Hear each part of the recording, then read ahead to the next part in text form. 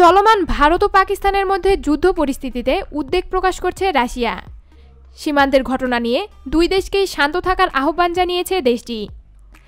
এ ব্যাপারে রুশ president Dmitry মেদভেদেবের press সচিব আজ ২৭ ফেব্রুয়ারি বুধবার বলেন, ভারত ও পাকিস্তানের সম্পর্কের অবনতিতে রাশিয়া উদ্বিগ্ন। এর আগে গতকাল মঙ্গলবার হামলার পর চীনও আহ্বান জানায় ভারত ও পাকিস্তানকে শান্ত থাকার। বেইজিংয়ের পক্ষ থেকে বলা হয়, আমরা আশা করি ভারত আর পাকিস্তান উভয়ই সংযত হয়ে সমঝোতার চর্চা করবে, যা দেশ দুটির মধ্যে উত্তেজনা কমিয়ে একটা স্থিতিশীল পরিবেশ তৈরিতে সহায়ক।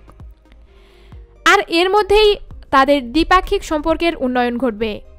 তাছাড়া ইউরোপীয় ইউনিয়নের মুখপাত্র মাজা কোচিজানশিক বলেন, আমরা দুই দেশের সঙ্গে যোগাযোগের চেষ্টা করছি।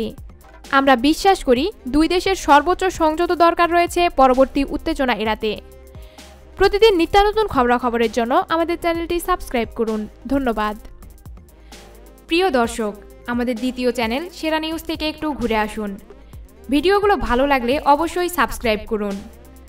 চ্যানেলটির লিংক ভিডিও ডিসক্রিপশানে দিয়ে দেওয়া হয়েছে। ধন্যবাদ।